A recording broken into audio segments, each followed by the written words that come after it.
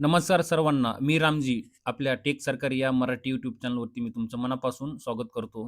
मित्रांनो, आज आपण तुमच्यासाठी जी बॉम्बे हायकोर्टमध्ये नवीन रिक्रुटमेंट आलेली आहे, जी कॉन्ट्रॅक्च्युअल असणार आहे, टेक्निकल मॅनपॉवर ही जी भरती आहे, याच्यासाठी आपण डिटेल चर्चा करणार आहोत. यासाठी पात्रता काय असणार आहे, टोटल वॅकन्सी किती असणार आहे, याच्यासाठी कोण-कोण पात्र आहेत, क्वालिफिकेशन काय असणार आहे, लास्ट डेट काय असणार आहे, हे सर्व आपण या व्हिडिओच्या माध्यमातून पाहणार आहोत. तत्पूर्वी तुम्ही आपल्या टेक सरकार या चॅनलवरती नवीन असाल, तर आपल्या चॅनलला सबस्क्राईब करू शकता तुम्ही.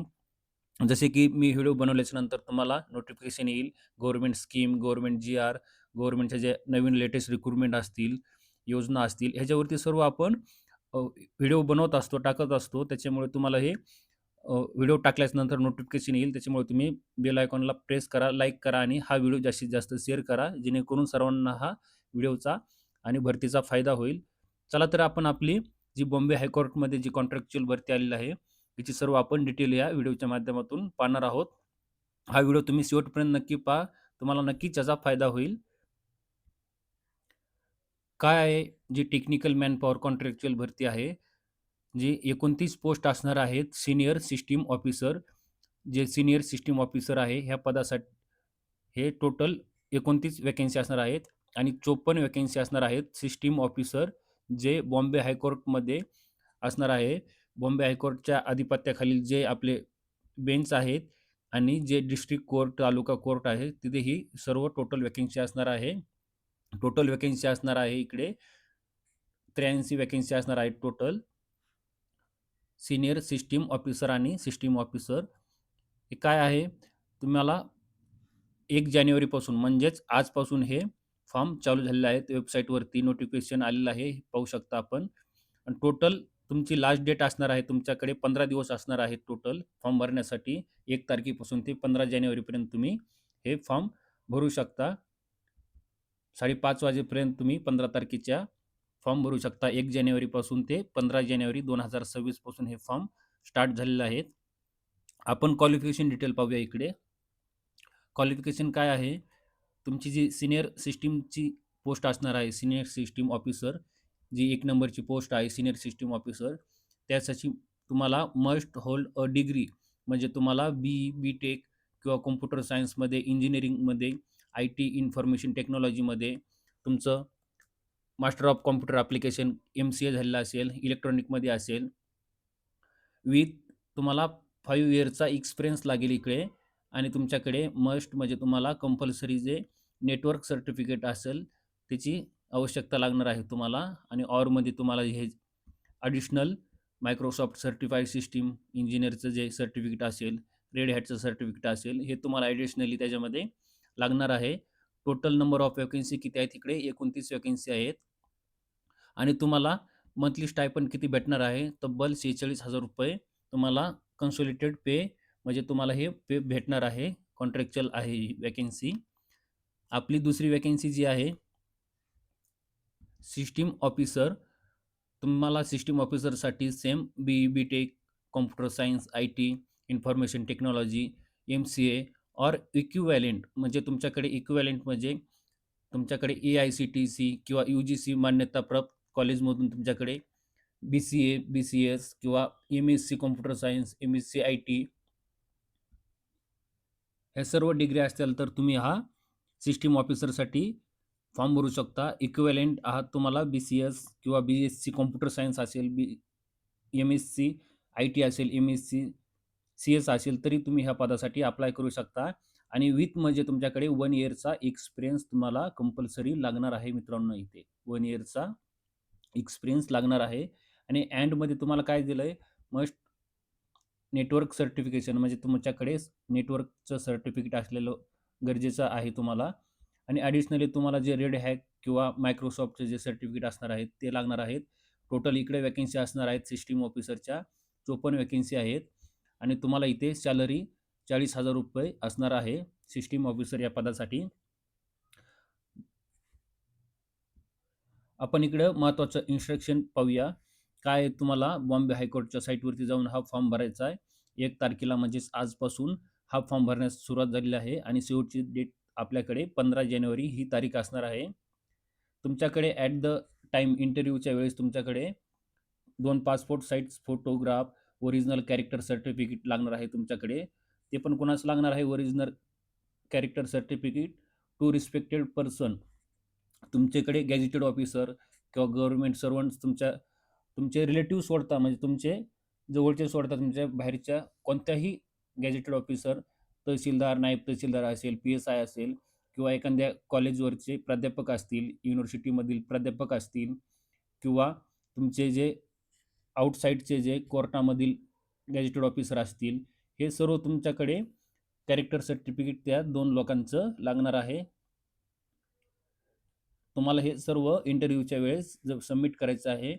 फॅमिली डिक्लेरेशन असेल, नंतर नो ऑब्जेक्शन सर्टिफिकेट असेल तुमच्याकडे, ते लागणार आहे तुम्हाला. खाली आल्याच नंतर इकडं सर्व व्यवस्थित फॉर्म भरायच्या अगोदर व्यवस्थित जे PDF आहे तुमच्याकडे 11 पानाचं, जे मी आपल्या टेलिग्राम चॅनलवरती ऑलरेडी टाकलेलं आहे, ते तुम्ही फॉर्म भरताना व्यवस्थित रीड करा आणि शक्यतो फॉर्म तुम्ही स्वतःच भरा. कारण की मी आशा बाळगतो तुम्ही सर्व IT चेच विद्यार्थी असताल, संगणक शास्त्राशी रिलेटेडच असताल. तुम्ही हा स्वतः फॉर्म भरू शकता. कारण काय होतं मित्रांनो, बऱ्याच वेळा आता मला कमेंट्समध्ये हायकोर्टाचे फॉर्म भरताना मुलांनी सांगितलं, "सर आमची ही डेट चुकवली. सर आम्ही नेट कॅफेमध्ये फॉर्म भरला. सर आमचं आधार कार्डवरची डिटेल वेगळी आली. सर मॅरिड पूर्वीचं नाव वेगळं होतं. मॅरिड नंतरचं नाव वेगळं होतं." हे सर्व इश्यू मुलांना आलेले आहेत. त्याच्यामुळे होता होईल तुम्ही फॉर्म भरताना सोबत बसा किंवा स्वतःहून फॉर्म भरा. व्यवस्थित चेक करा, सर्व माहिती आपण व्यवस्थित भरली का? त्याच्यानंतरच फॉर्म सबमिट करा. जेणेकरून तुमच्याकडे चुका होणार नाही, गडबड होणार नाही. इथं काय दिलेलं आहे, ग्रॅज्युएशन असेल तुमच्याकडे, बी-ए, बी-एस तुमच्याकडे बी-एस-सी असेल संगणकशास्त्रातील किंवा IT मधील बी-सी-ए असेल किंवा तुमच्याकडे बी-ई इलेक्ट्रॉनिकमध्ये असेल, बी-ई इंजिनिअरिंग IT मध्ये असेल, हे सर्व पोस्ट ग्रॅज्युएशन असेल, एम-टेक, एम-एस-सी, एम-सी-ए, हे सर्व तुम्हाला व्यवस्थित फॉर्म भरताना फिल करायचं आहे. पी-एच-डी असेल किंवा एम-फिल असेल संगणकशास्त्रामधील, ते पण तुम्हाला तिथं व्यवस्थित क्वालिफिकेशन फिल करायचं आहे. नंतर इथं जे आपले लोकेशन असणार आहे, ह्या पदासाठी डिस्ट्रिक्ट वाईज हे सर्व दिलेलं आहे त्याच्यामध्ये. इकडे पहा डिस्ट्रिक्ट दिलेले आहेत आणि सीनियर सिस्टीम ऑफिसर आणि सिस्टीम ऑफिसर हे सर्व वॅकन्सी दिलेल्या आहेत. जे हायकोर्ट आहे आपलं बॉम्बे, तिथे 2 वॅकन्सी असणार आहेत सीनियर सिस्टीम ऑफिसरला. हे सर्व व्यवस्थित तुम्ही रीड करा. फॉर्म भरायच्या अगोदर वॅकन्सी वगैरे व्यवस्थित पहा. इकडे सर्व डिस्ट्रिक्ट दिलेले आहेत. हे डिस्ट्रिक्टच्या कॉलममध्ये पहा. नंतर इथं पोस्ट दिलेल्या आहेत वॅकन्सी वाईज. नंतर इथं तुम्हाला जिल्ह्या वाईज पोस्ट दिलेल्या आहेत. छत्रपती संभाजीनगर असेल, पूर्वीची औरंगाबाद आहे, इथे 3 वॅकन्सी आहेत. नंतर इकडे चंद्रपूर आहे, मुंबई आहे. इकडे मुंबईला टोटल 10 वॅकन्सी आहेत. टोटल 12 वॅकन्सी आहेत सीनियर सिस्टीम ऑफिसर आणि सिस्टीम ऑफिसरसाठी. नागपूर आहे, नंतर नांदेड आहे, नाशिक आहे, रायगड आहे, पुणे आहे. हे सर्व व्यवस्थित रीड करा आणि इकडे टोटल वॅकन्सी पहा तुम्ही. टोटल वॅकन्सी इकडे 54 सिस्टीम ऑफिसर आणि 29 सीनियर सिस्टीम ऑफिसरसाठी ह्या टोटल वॅकन्सी असणार आहेत. ह्या टोटल 83 वॅकन्सी असणार आहेत. ह्या सिस्टीम ऑफिसर आणि सीनियर सिस्टीम ऑफिसरच्या टोटल 83 वॅकन्सी आहेत. हे तुम्हाला व्यवस्थित फॉर्म भरताना, व्यवस्थित फिल करताना व्यवस्थित चेक करायचं आहे. जिल्ह्या वाईज, बेंच वाईज कुठे कुठे वॅकन्सी आहेत. नंतर तुमची रिस्पॉन्सिबिलिटी काय असणार आहे, जॉब लागल्यानंतर हे व्यवस्थित रीड करायचं आहे. जे प्रिन्सिपल डिस्ट्रिक्ट जज आहेत त्यांची कामं किंवा जे ICTचे टूल असतील, कॉम्प्युटरचे रिलेटेड कामं असतील, केस इन्फॉर्मेशन असतील, हे सर्व तुम्हाला हँडलिंग करायचं आहे तिथे. जे केसेस असतील, CIS तुमचा डेटा असेल, हे सर्व इश्यू वगैरे येत असतील, हे सर्व आपल्याला जॉब लागल्यानंतर हे वर्क असणार आहे तिकडे. नंतर खाली यायचं आहे. खाली आल्यानंतर तुम्हाला हे व्यवस्थित टर्म कंडिशन, तुमचं एज रिलेशन दिलेलं आहे. 40 पर्यंत असणार आहे. 40च्या कमीच लागणार आहे. 40च्या जास्त तुमचं वेज नसायला पाहिजे इकडे. खाली आल्यानंतर SC/STला एज रिलेक्शनमध्ये सूट दिलेलं आहे. 45 वर्ष किंवा 5 वर्ष तुम्हाला एक्स्ट्रा असणार आहे. नंतर डिस्क्वालिफिकेशन, अपॉइंटमेंटच्या वेळेस तुमचं जर काही चूक वगैरे झाली असेल किंवा त्यांच्या रिलेटेड काही जर कामं असतील, सिलेक्शन कमिटी तुम्हाला डिसमिस करू शकते. हे सर्व व्यवस्थित तुम्हाला डिस्क्वालिफिकेशन, क्वालिफिकेशनचं सर्व क्रायटेरिया दिलेलं आहे. व्यवस्थित रीड करायचं आहे. टेन्युअर काय असणार आहे तुमचं, हे टोटल 12 महिन्याचं टेन्युअर असणार आहे आणि तुमचं वर्क परफॉर्मन्स जर व्यवस्थित असेल तर ते एक्सटेंड केलं जाईल अप टू 5 इयरपर्यंत असणार आहे हे सर्व रेम्युनरेशन जे असते टर्म कंडिशन ते सर्व व्यवस्थित ट्रान्सफर वगैरे असतील, ट्रान्सफर तुम्हाला डिस्ट्रिक्ट वाईज किंवा कुठे पोस्टिंग लागलेले असेल तिकडे तुम्हाला चेक करायचं आहे. व्यवस्थित ट्रेनिंग असणार आहे. जे बॉम्बे हायकोर्टाच्या रूलनुसार तुम्हाला टाइम टू टाइम ट्रेनिंग असणार आहे आणि जे लिव्ज असणार आहेत सुट्ट्या तुम्हाला वार्षिकच्या वार्षिक म्हणजे कॅलेंडर तुम्हाला 8 लिव्ज असणार आहेत. हे सर्व व्यवस्थित कॅरेक्टर सर्टिफिकेटचा तुम्हाला फॉर्मॅट दिलेला आहे. हे व्यवस्थित फिल करायचं आहे.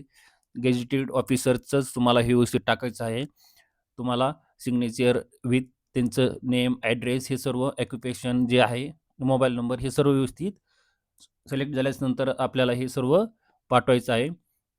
नंतर स्मॉल फॅमिली डिक्लेरेशन जे फॅमिलीवाले जे असतील, जे मॅरेजवाले असतील त्यांना हे फॅमिली डिक्लेरेशन सर्टिफिकेट टाकायचं आहे. हे सर्व कॉन्ट्रॅक्च्युअल असणार आहे. ही ॲडव्हर्टाइजमेंट टोटल 12th मंथसाठी ही रिक्रुटमेंट असणार आहे आणि जर परफॉर्मन्स जर व्यवस्थित असेल तर 5 वर्ष अजून एक्सटेंड केला जाईल. आणि हे तुम्ही पाहू शकता विथ इफेक्ट फ्रॉम 1 जानेवारी 2026 पासून लास्ट डेट काय असणार आहे 15 जानेवारी 2026 म्हणजे ॲट 5:30 वाजेपर्यंत हा फॉर्म तुम्हाला भरायचा आहे. मित्रांनो, ही सर्व माहिती तुम्हाला जर आवडली असेल, एक्सप्लेनेशन आवडला असेल तर आपल्या चॅनलला सबस्क्राईब करा, शेअर करा. चला तर आज आपण इथेच थांबूया आणि लवकरात लवकर हा फॉर्म भरा. कारण की शेवटच्या दिवशी काय असतं, रश असतो खूप, साईटवरती लोड घेतो. त्याच्यामुळे तुम्ही 2 ते 3 दिवसामध्ये हा लिंक ॲक्टिव्ह झाल्यानंतर लगेच फॉर्म भरा. त्याच्यामुळे गडबड होणार नाही आणि फॉर्म व्यवस्थित भरा. Okay, take care, bye bye. चला आज आपण इथेच थांबूया.